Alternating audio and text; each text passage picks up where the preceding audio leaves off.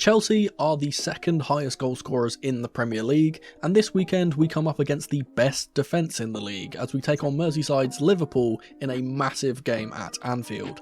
It's the proverbial unstoppable force versus the immovable object in this one, but who will start and how can we best our opponents in this match? Lads, lasses and the rest of the masses, welcome back to the lead-in. Let's go. So let's firstly set the scene and then we'll get into some predicted lineups. It's Chelsea versus Liverpool, a fixture with enormous history, spanning all the way back to 1907 in the old Division 1, just 2 years after the establishment of our club. Liverpool historically get the best of us, and recently that hasn't changed, with us unable to get a victory against them since a 1-0 win back in March of 2021, with 3 cup final losses mixed in there as well. This is a huge game for us, not only as a measurement of how far we've come under Enzo Maresca, but just to bring back some pride to the pride of London after so many disappointments versus our opponents in recent years.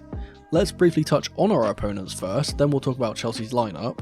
Liverpool are doing incredibly well under their new head coach as they sit at the top of the league after the first 7 games, 4 points above us in 4th. Their record is almost immaculate with 6 wins, no draws and only 1 loss, that loss coming by way of Nottingham Forest, which we can attest to being a rather difficult proposition. Not only that, but the Reds have not lost a game outside of the league either, being victorious in both their Champions League games and the EFL Cup. Let's take a look at their transfer business this summer. As I discussed in my Premier League predictions, Liverpool did very little in the transfer window. For outgoings, they shipped away Fabio Carvalho and Sepp van der Berg to Brentford, loaned out Stefan Bajcetic, and Thiago Alcantara retired. As for incomings, they permanently brought in Italian Federico Chiesa and Georgian shot-stopper Georgi Mamadashvili, but they loaned the latter back to Valencia. The only other incomings are youth promotions, so very little has changed with the Liverpool squad coming into this season. That being said, let's talk about the possible lineup for our opponents. Firstly, let's talk absentees. The Reds have a couple of players out injured. The biggest blow for them is that star goalkeeper Alisson is not available, as well as Harvey Elliott who's nursing a foot fracture. Federico Chiesa is still also out for an undisclosed amount of time. The international break might also cause some of the South American talent to be absent, as per Liverpool's head coach. I'll be putting Arne Slot's side into the classic 4-2-3-1 formation that they've used throughout the regular season. First up in goal is going to be Caoimhin Kelleher. The Irish shot stopper will be hoping to adequately fill the large boots of the absent Alisson. I'm sure after his blunder for his national team during the break, he won't magically turn into prime Manuel Neuer against us in this one. The defence is going to change ever so slightly, but starting with the right back is going to be creative maestro Trent Alexander-Arnold. The centre-back partnership remains the same from the Palace game, as a combination of Ibrahima Konate and Virgil van Dijk play in the right and left centre-back spots respectively. Finally, over on the left will be where the change comes, as I expect Andrew Robertson to come back into the team for Kostas Tsimikas. Moving into the midfield, we'll start with the holding roles. On the right, I would expect to see Dutchman Ryan Gravenberch continue here. However, as there are doubts over the South Americans, I'm going to be rotating out Alexi McAllister in favour of Curtis Jones, who retreats from his more advanced role versus Palace. Speaking of those more advanced roles, let's move there. Starting on the right, the player picks himself. Of course, Mohamed Salah starts once more. In the central role, Hungarian Dominik Szoboszlai will operate. Finally, over on the left, again, I'm not sure if Luis Diaz will be available after his late arrival from the international break, so Diogo Jota starts on the wing this time out. That leaves one spot in the team at striker, and as Jota has moved over to the wing, I have little doubt that another one of the Dutch contingent, Cody Gakpo, will lead the line. That's just a brief look at what their team could look like. This could very well change if those supposedly not available players are fit enough to play come Sunday. Now let's turn our attention to Chelsea and see what our lineup for this game could be. For the first time in years, we have a full squad free from injury for a competitive fixture. Captain Reece James is now fit and ready to play, however we do still have a couple of absentees due to suspension. In the kerfuffle that happened versus Forest, both Marc Cucurella and Wesley Fofana received their 5th yellow cards of the season, resulting in a 1-match ban. Apart from that, everyone is available for this one, so I'll be putting Enzo Maresca's Chelsea team in the 4-3-3 formation once again, with only a few changes from the team that started versus Forest. Starting with the goalkeeper, I'm going to be putting in Robert Sanchez. Despite the poor performance of our team versus the Tricky Trees, he was a lifesaver and managed to earn us a vital point. For the back 4, it's going to be switching up a lot due to those suspensions. Let's start with the right back. Usually I don't like to rush players back from injury, but every time I predict a returning player to not start, they usually do. So, as this is a massive game, I expect Captain Reece James to start. Hopefully we can get about 45 minutes out of him. For the centre-back partnership, as Big Wes is out, I expect Tosin, Adarabioyo and Levi Colwill to start in the right and left centre-back spots. Finally, over on the left will be a third change as the suspended Marc Cucurella is replaced by Renato Veiga, who impressively made his Portugal debut over the international break. Moving into the midfield, this is a bit contentious. We have late arrivals from South America like Liverpool have, but according to our head coach they are perfectly fine to play, so in the holding role I'm going to be putting in Moises Caicedo, though there is every possibility that Romeo Lavia plays here instead.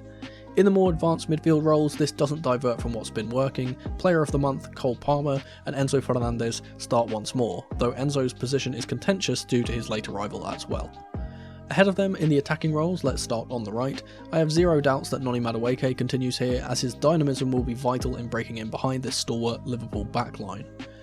Over on the left, this is more of a hope than a prediction, but I'm going to be putting in Misha Mudryk. I think he has steadily improved in the last few weeks, with good performances for his country on top of that over the break, and his raw pace up against Trent is something I don't think we should ignore.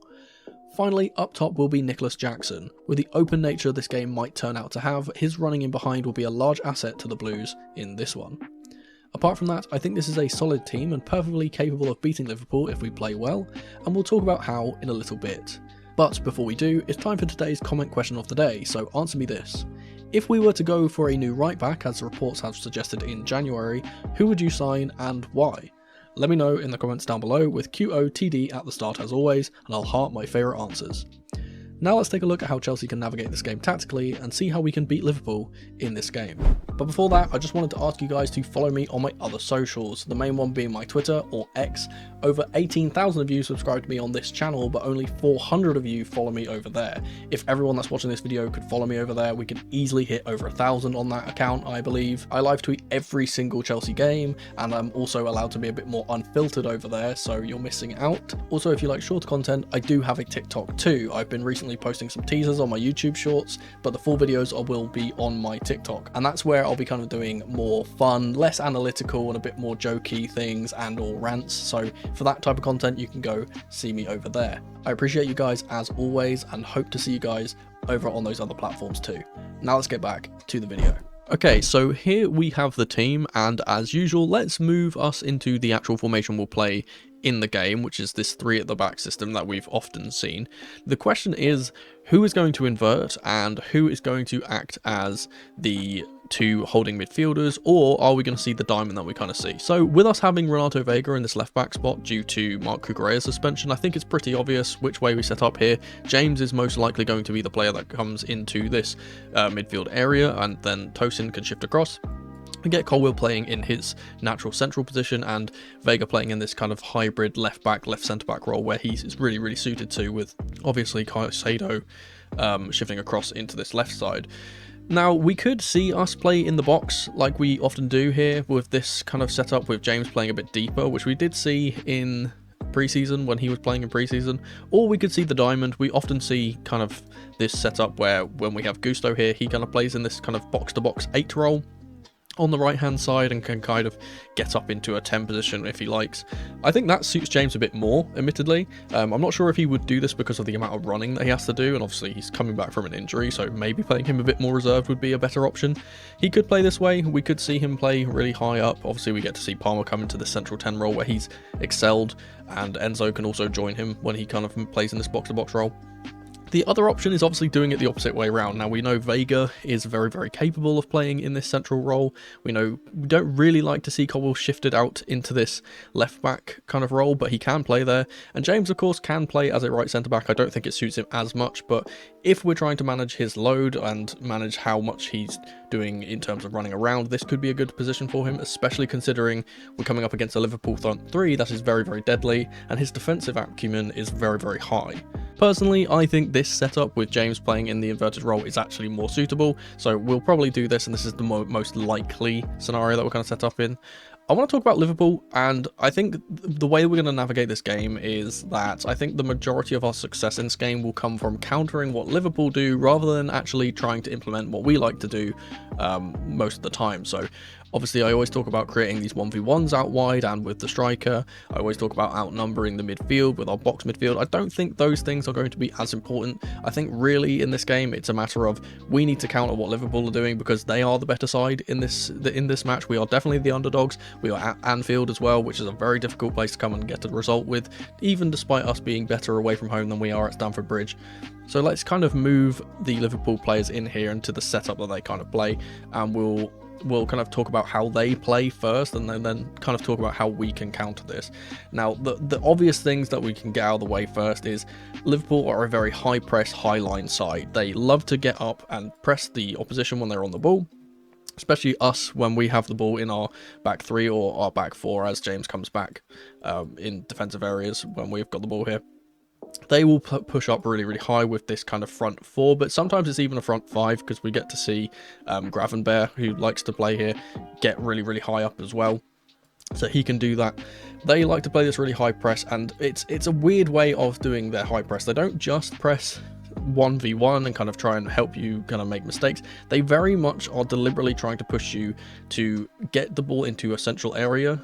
And once you have it in this central area, it's when they really, really trigger the press. They want to try and force you to make a mistake. They want to force you to play the ball back and give it back to them. But it's also just a weird thing that they kind of do, is that they are very, very much trying to corral you into these central areas, and they kind of forfeit space out wide in order to do this. We see, obviously, Trent Alexander-Arnold, who I'll highlight a little bit later, because he's very, very important to the way that this Liverpool team plays. We see him kind of playing in a midfield role half the time. And even so, because he is playing in this midfield role, it's not even just this kind of inverted role they used to play. He literally will just play as a central midfielder and will get up and also support this press. And then obviously when he wins the ball back, he's the one that can play the balls in behind and try and open up the defence.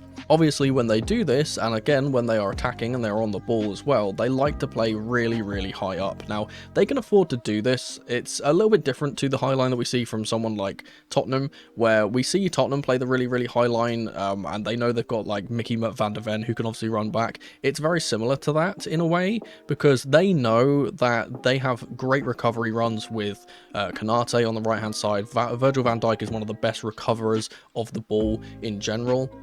And just because of the way that they press, they know that there's not much of a risk of them kind of vacating all of this space and then it getting played into them, because their press is so smart and they press to certain areas. Now, obviously, as I said, they like to get the ball centrally, and from here it's really, really hard to kind of get past all the bodies to play those balls into those wide channels. But they do vacate these spaces, and again, I'll kind of talk about that a little bit later as one of the ways we can kind of navigate this. They do vacate these central spaces as Trent likes to come in, but even so, because he has made this commitment into the midfield, again, it just makes it so much more congested and so much harder to try and win the ball back. Now, obviously, Arne Slot's side are very, very good in terms of being a possession-based side.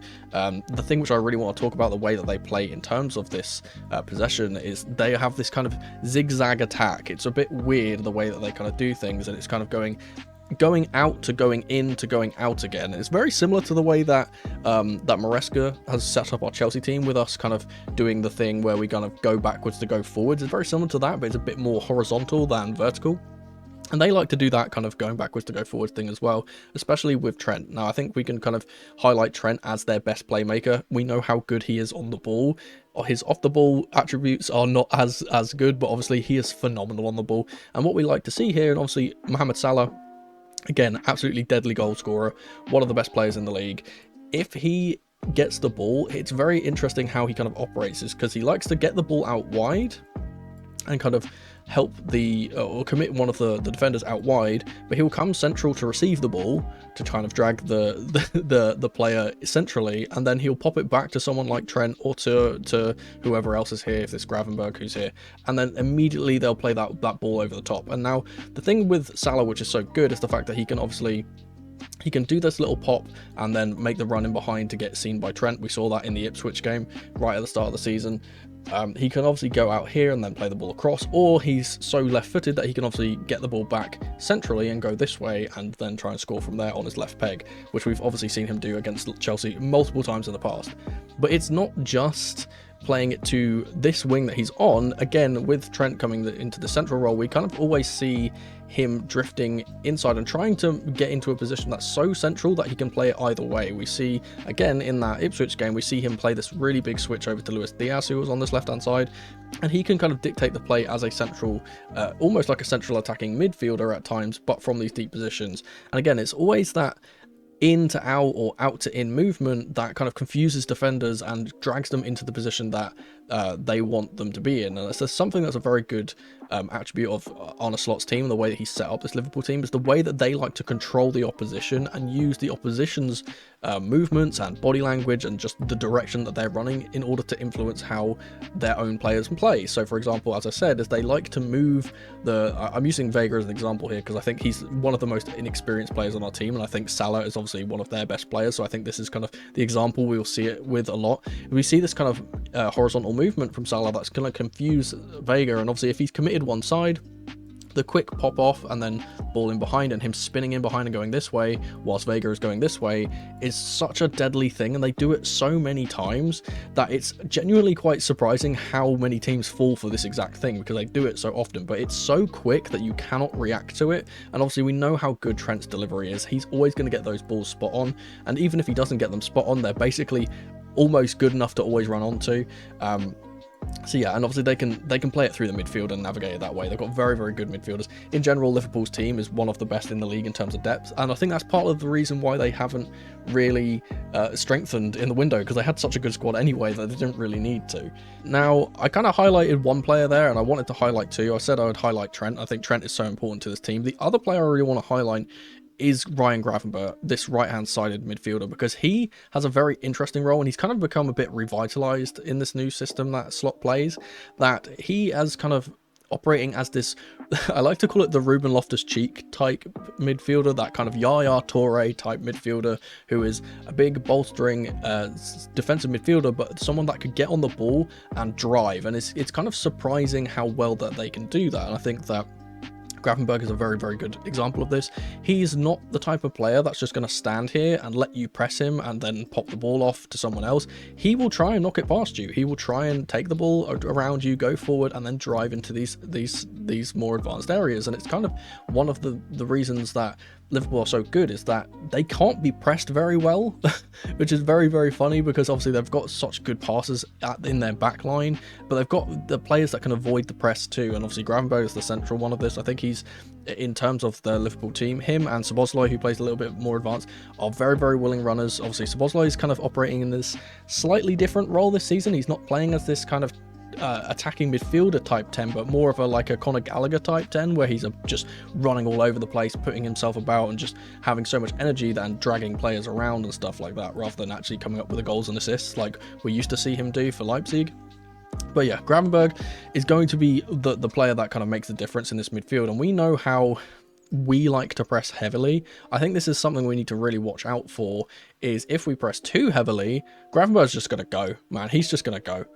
He will just drive up the pitch, and obviously once we get into these scenarios and he's navigated this first line of our defense or whatever, this midfield line, we get this kind of 5v4 happening with Szoboszlai, Gakpo, and Salah and the other wingers, of course, and they kind of drive at the back line here, and obviously with the man advantages, the space will open up, and that's where they can get their goals. And we get to see Liverpool kind of do this thing where they get into the byline and can tap it across for easy goals.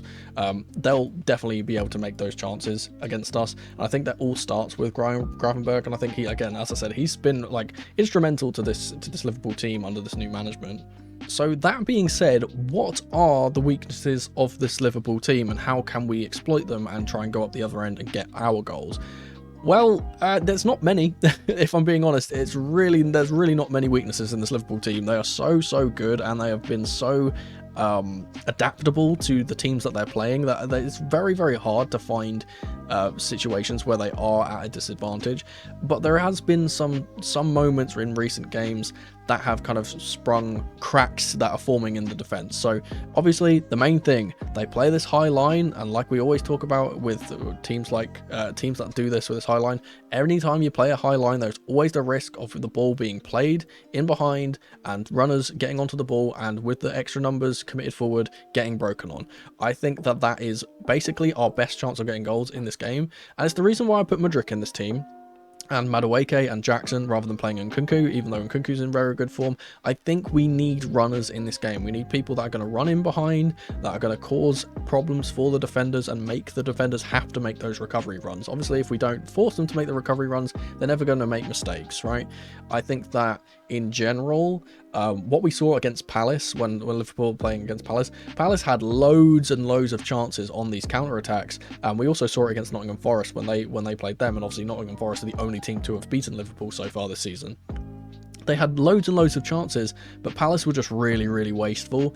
We are one of the best attacking teams in the league, and one of the things that we are best at doing, despite being a possession-based side, is attacking on the counter. We have been so good at that ever since we got Pochettino in last season, and obviously Palmer and Jackson being this kind of core duo in those transitions where Palmer can obviously play the ball through to him and Jackson could score, or we get runs from Madueke on this right-hand side who can get across and tap it to Jackson or to Palmer, who gets into these central positions up the pitch. We can always see counterattacks happening in this game, and I do think in general this game is going to be one of those typical Liverpool kind of basketball games where both teams are kind of fighting to get counters going, and there's going to be quite a lot of goals and not a lot of defending, which is surprising considering how good Liverpool's defence has been. I do think this game's going to be a bit more open than we've kind of seen from them so far this season. With that being said, the other thing that this kind of high line is weak to, and Liverpool in general are kind of weak to because of the way that they press so hard, is long balls in behind. Now, it's kind of hard to find a good example of this working, but I think in the Manchester United game we saw them try and do this, but obviously they don't really play with two strikers or players that can kind of knock the ball down and get onto the ball once those long balls go in. Obviously long balls into the channels where Mudryk or Jackson, who likes to run into this channel, can be good from Colwill. We know how good Colwill is. Also Enzo. We know how good Enzo is, and I think in this game we will see Enzo kind of drop deep a little bit more to kind of dictate play, because he's going to have to under the high press. I don't think Caicedo is going to be able to handle the press on his own, so I think we'll kind of see Enzo drop in here. Enzo, again, very good long passer, can obviously hit those balls. The thing we need to watch out for is timing the runs properly, because we've seen it multiple times with Jackson. He does like to get himself offside quite a lot. Madueke as well can kind of make those out to in runs, those curving runs that he likes to do for Enzo to switch the ball to. If we can time those right and get in behind this line, then 1v1 against the back line of Liverpool here, because I think that for the most part when we see this, we're going to see Trent up the pitch, and it's going to be this kind of 3v3 here is what I would expect. And this is where we create these 1v1s I spoke about earlier, where I think that we can actually be quite deadly from. Now, I think this favours us, but obviously we know how good Konate and Van Dijk are. Even though we've seen that, I do think Jackson he's a player that just causes so many issues for defences all over the country. Whether it's someone like William Saliba that Jackson caused problems for, Ruben Dias, who he can cause problems for, even Virgil van Dijk he's caused problems for in the past. I think Jackson is one of those players that is just a nuisance. He's just a really big nuisance, and I think Van Dijk and Konate are those types of players that really like to be comfortable. And when they aren't comfortable, which is not very often, but when they aren't comfortable is when we can kind of see those cracks forming and we can try and get some opportunities. Now, I think Jackson is the player that can kind of do that. Again, Mudryk is very, very good at doing that. Speaking of Mudryk, I think that's another kind of point we want to talk about. Obviously, I've put Mudryk in here. We could also see Sancho. And the reason why I kind of speak about him specifically is because I think this matchup on this right-hand side is very, very important, because Trent, again, is not only their greatest creative asset in the team, but let's not sugarcoat it. Everyone knows Trent is not the best defensively. Going backwards is not his forte. And I think someone who can take him on 1v1 like Mudryk or like Sancho, again, I think Sancho is a bit slower than Mudryk, obviously, so I think that Mudryk would be the better pairing here. And also the fact that Trent just likes to switch off at the back post a lot. I think Mudryk sneaking in behind him and being fast to get there is a kind of better prospect. I think this is going to be a very, very interesting duel if we are able to create this 1v1 out wide. Though I don't think that's going to happen very often, because again, I think our chances and our possession of the ball is going to be few and far between. If we are able to create this, I think this is something we can do. And also we've seen Mudryk been playing really, really well recently, not only for Chelsea when he's had his few cameos off the bench, but also for the national team. He's been playing very, very good for Ukraine recently. Hopefully that he can take that confidence into this game if he does start. Again, if this is Sancho is very, very tricky, and the one thing that he has got on the side, I'll put him in here for a second whilst I talk about him. The one thing that he's got on this side is the trickery to beat a man, right? We know that. That's the one thing he's been able to do so far. And even though he's not the most willing runner and he's not going to be bursting in behind or anything, I think he can create things from this left-hand side. And again, especially 1v1 against his opponent, I think he can create things. We'll have to see if we can make that duel happen. The next point I want to talk about is that it comes kind of hand in hand with what I've been saying about the transitions and stuff, but we obviously we see Trent kind of invert into this midfield role a lot of the time. We've kind of spoken about this already, and what this does, as I spoke about a little bit earlier, is it creates this space out wide. Now, as we've spoken about, if we can get the ball back and we can play the balls into those wide areas, I think that's the main place we can kind of exploit them. Now, we saw this happen quite frequently in the Forest game, where they press so high and they press so centrally that if the ball can get over that press and get into those wide areas, they can make opportunities happen. And then obviously that's what happened with Callum Hudson-Odoi getting his goal from this left-hand side. It's because that vacated space, and obviously Trent not being there because he's further up trying to implement the game in the other direction. And we can do that on this side. We can also do it on the other side. Obviously, we've got James who can play in the central role when he's on the ball, and he's very, very good at passing the ball, especially into those areas. If he can play the ball in for an advancing Maresca, that's an opportunity for us as well. Again, maybe he'll be a bit rusty, so we're not sure about that, but all of this is just hypotheticals. If we can create these chances, we can obviously get chances to score. That's the way it is. If Liverpool's press is good enough to stop us from doing that, then it's good enough to stop us from doing that. The whole situation with this Liverpool game and the whole it's basically a what if in my opinion. I don't think we've got much of a chance, if I'm being honest, but it's the big question of, if they have committed all their bodies forward, can we take advantage of that? Can we kind of exploit the one thing that they actually give us to exploit?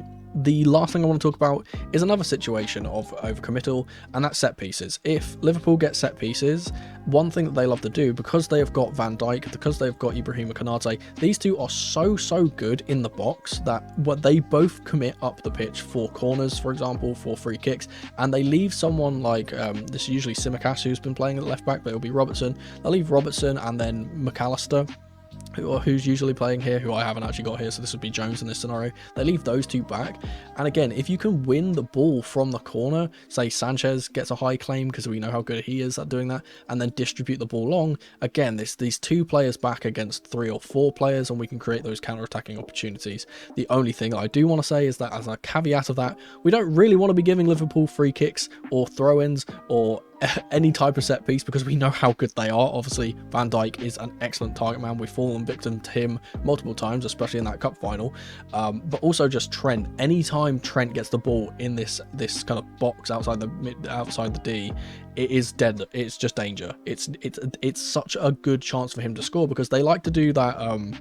They always like to do that special free kick. Not only if he can shoot directly, but they always like to do the kind of the layoff, where they always like to lay the ball off to him, and then he can take a strike whilst the ball's kind of moving away from where the original free kick site is. He loves to do that. We've seen him score against us doing that before. Again, he's very, very deadly, so we want to avoid giving away set pieces if we can. But as I said, if we have conceded those set pieces, we can try and take advantage going the other direction. And that's kind of the way that this game is going to pan out, in my opinion, in general. Is I think it's going to be a very attack versus defense type scenario, and I think we are going to be defending for large periods of this game. I think Liverpool will probably get about 63% possession, somewhere thereabouts, but for the most part I think it's going to be a bit of a basketball game, with them always attacking because they're kind of on the front foot all the time, and us always counter-attacking because we're trying to exploit the space that they leave in behind when they push up. As I said, this game is just dependent on whether we can actually do that or not, and if we can, I think we'll find some success, but I'm not sure if we will. For a score prediction, I'm going to be predicting another draw for Chelsea. I think both sides will find success in this one, so I'm going to go for a 2-2 result, with Jackson and Madueke getting the goals for the Blues, and Cody Gakpo getting a brace for our hosts. We'll have to wait until the game to see if any of my predictions are correct, and as always, I will be live streaming immediately after the game with Feeling Blue to review the match, so make sure you come through if you are able. But if you can't wait until then, YouTube reckons you'll enjoy one of these 2 videos on screen in the meantime. Thank you guys so much for watching as ever, and remember, in the rain or in the dry, keep that blue flag flying high. Come on, you Blues!